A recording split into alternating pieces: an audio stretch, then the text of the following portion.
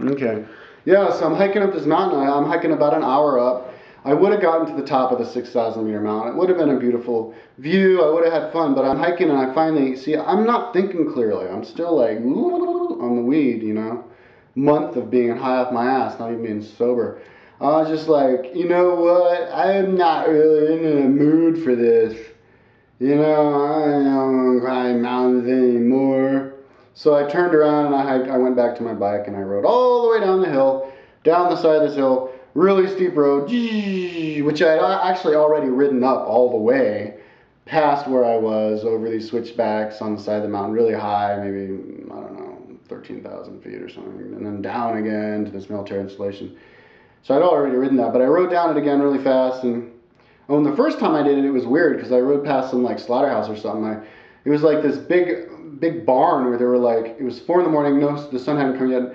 I heard like thousands of animals just screaming. It was like I was in hell. If you imagine hell, everyone going, ah, just screaming at the top of their lungs. I'm like, what are these animals screaming for? They must have been packed in there just miserable. I don't know. It was the creepiest feeling I've ever seen in my entire life. But anyways, I ride down and then I ride back to my hotel room and I'm like, I guess I'm not into Miami Mountains anymore.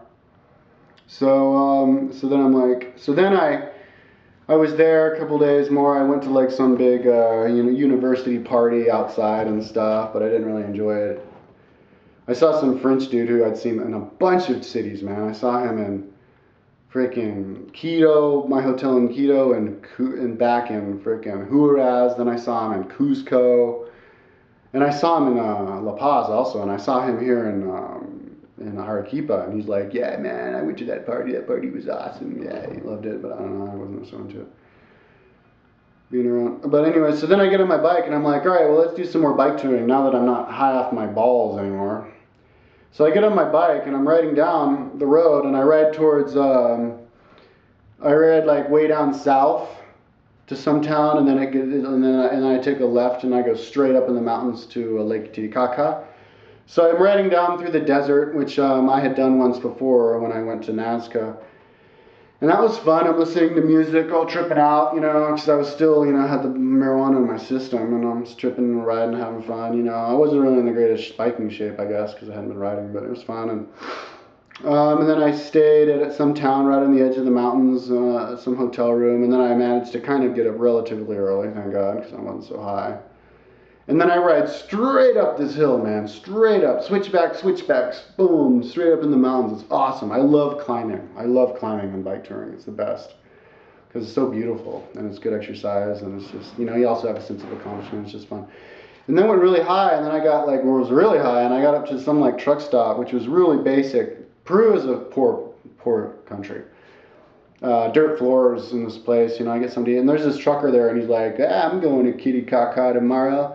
I give you a ride. I'm like, huh, really? And then like I get up the next morning and I see him, he's starting his truck, and I don't know if he wanted to drive anymore. Maybe he wasn't going to tell me, but I get up and I'm like, hey, is that offer still standing? And he's like, sure. So I get in the car and he drives me. It would have been a beautiful bike tour. I should have bike toured it. I was a freaking pussy. Because it was beautiful. You could see all these mountains in every direction. You're totally above timberline, you know, rolling hills. It was beautiful. But it was cool to at least see it in the truck. And then he drops me off in the border. He drops me off in Peru, and then I ride but instead of riding my bike, I just threw my bike in a minivan and took the minivan into Lake Titicaca, and then I crossed the border because right there on the southern end of it was this town called Copacabana, I think.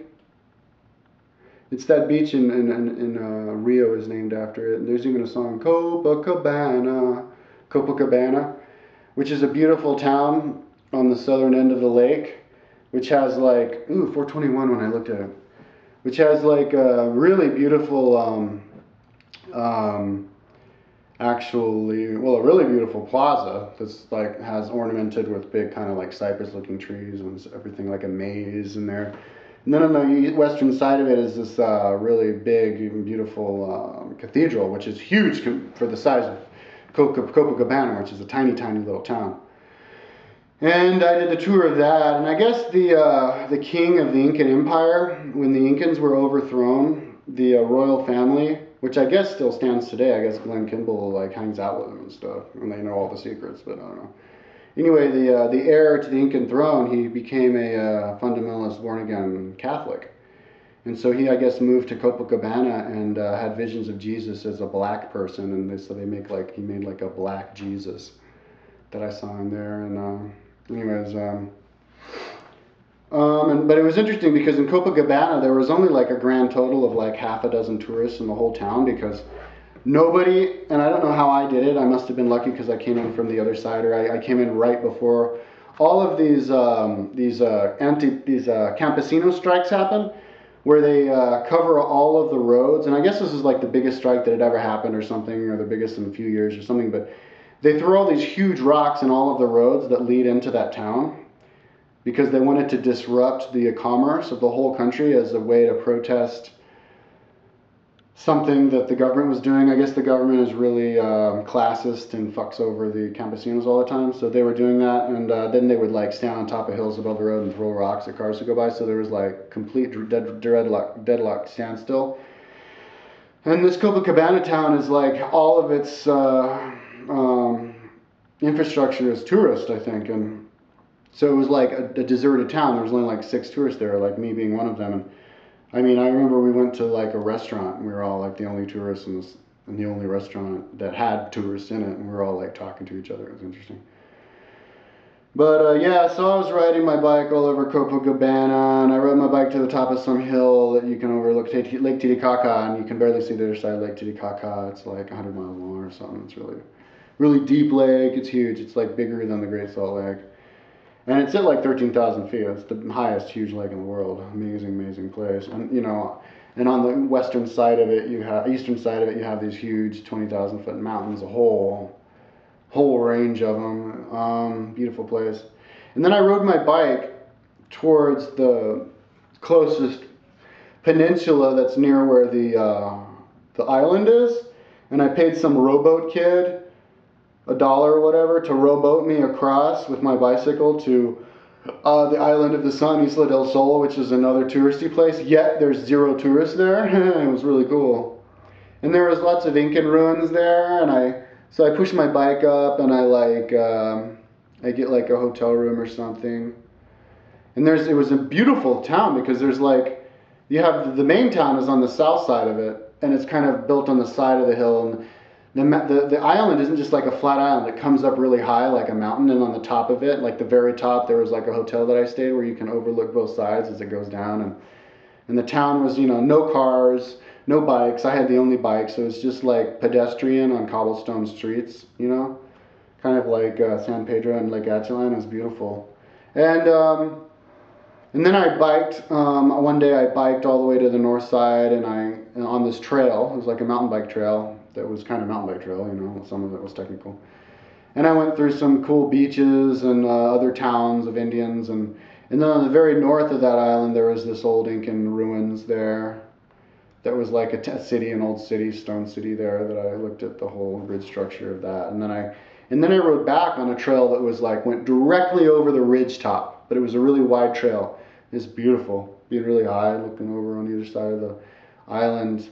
And then I came and I stayed at a hotel and met some guys who had rented a sailboat from Copacabana. So I threw my bike on the sailboat and we sailed back to Copacabana, which was fun because the wind pushed us the whole way. We were going like 4 miles an hour and didn't even have to, row, paddle. I think we had some paddles if it came to that, but we didn't even have to do that. Maybe there was a motor. There was no motor on.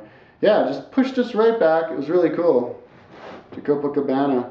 And there was this interesting guy actually who was on that rowboat I guess this other guy who rented it, or maybe he rented it with him. No, who was on it, who rented it. Had some interesting travel tales. He said he went to Bhutan. He's this Chinese Canadian dude who went to Bhutan because he so happened to see the princess of Bhutan on the plane, and so she was like, "Oh, follow me." So he just followed her, and they thought that he was in her entourage, so they didn't stamp him in because you're only allowed to be there 2 weeks. You have to spend like $250 a day to go there. So and he looked Chinese, so they thought he was Bhutanese. So he goes in there, and he got there and he bought like the robes that they use. I guess they all wear traditional robes, and he trekked for 2 months out there. and at the time they only used shells as money. And he said that they all believe in Bigfoot, and he even saw Bigfoot's skin up on a hotel. And they also believe in orbs, ghosts and orbs. And he said he saw an orb fly up to him and then split up in a bunch of parts and spin around. Yeah, pretty crazy.